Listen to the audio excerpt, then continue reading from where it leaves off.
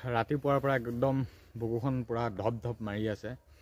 যিহেতু ৰিজাল্টটো দিব, এজন কেণ্ডিডেট হিচাপতো আশা কৰি আছোঁ, আৰু সেইটো হিচাপত আৰু বিশেষ এতিয়া ইমান ঘূৰাই পকাই নাথাকোঁ।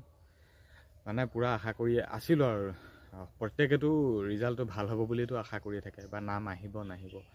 বুকুখন পূৰা ধপ ধপা মাৰি আছিল। এতিয়াও সেই একেই, আৰু এতিয়াতো পূৰা বাঢ়ি গ'ল হাৰ্টবিট। বাৰু যি কি নহওক, আশা কৰি আছিলোঁ। গ্ৰেড 4 ইণ্টাৰভিউ দিছিলোঁ। তাত মোৰ ভাইভাটো কিন্তু বেয়া হোৱা নাছিলে, ভাইভা ভালেই হৈছিলে। কিন্তু এতিয়া অভিযোগ নকৰোঁ, নাম নাহিলে কিয়, কিমান কাটক গ'ল সেইবিলাক নকওঁ কিয়। এইটো ক'ব বিচাৰিছোঁ যে গ্ৰেড 4ৰ ৰিজাল্টৰ কাৰণে মই ৱেইট কৰি আছিলোঁ।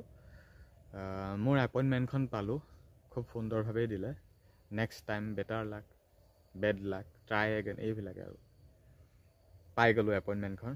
এতিয়া যাম 25 নে 26 তাৰিখে দিব আমাৰ এপইণ্টমেণ্ট ভাগ, আনিবলৈ যাম, লগ পাম সকলোকে। আৰু বাকী ক'লোঁ, আজি অসম পুলিচৰ আমাৰ SI পদৰ ৰিজাল্ট দিয়া হৈ গ'ল। অলৰেডি ৰিজাল্ট বহুতে পাই গ'ল। SI ৰিজাল্ট দিয়া হ'ল, গ্ৰেড 4 ৰিজাল্ট দিলে, কামাণ্ডোখিনিৰ ৰিজাল্ট দিলে। আৰু অহাকালিলৈ দিয়া হ'ব আমাৰ কম্বাইনকৈ ইণ্টাৰভিউ যিখিনি পাতিছিল, ABUB, APR আৰু বটমেন যিমানখিনি আছিলে, বা ড্ৰাইভাৰ, সকলোখিনি পদৰ ৰিজাল্ট অহাকালিলৈ দিব। সেই 11টামান বজাতে চেক কৰিব পাৰিব। বাকী আজি এইখিনি পদৰ ৰিজাল্টৰ আপডেট ইমানেই আছিল। বহুতে পাইছে, নোপোৱাকৈ থকা নাই, বহুতে পাইছে। কিন্তু যি মই গ্ৰেড 4 পদটোত আশা কৰি আছিলোঁ কিবা এটা পাম বুলি, সেইটোত মানে সঁচাকৈয়ে পালোঁ এপইণ্টমেণ্টখন। যে next time better luck, try again, bad luck, তেনেকুৱা এখন খুব ধুনীয়াকৈ এপইণ্টমেণ্ট মোলৈ পঠিয়াই দিলে। মই এতিয়া সেই এপইণ্টমেণ্টখন আনিবলৈ যাম 25 বা 26 তাৰিখে। গতিকে সকলোকে লগ পাম।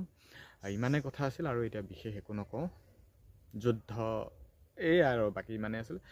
যিসকলে চিলেকশ্যন পালে মই তেওঁলোকক কৈছোঁ শুভকামনা, অল দ্য বেষ্ট থাকিল। এতিয়া নেক্সট এটা তোমালোকৰ লাইফ এটা জাৰ্ণি আৰম্ভ হৈ গ'ল। সেই জাৰ্ণিটো যাতে ভাল হওক তাৰে কামনা কৰিছোঁ। বিশেষ আৰু একো নকওঁ। ধন্যবাদ।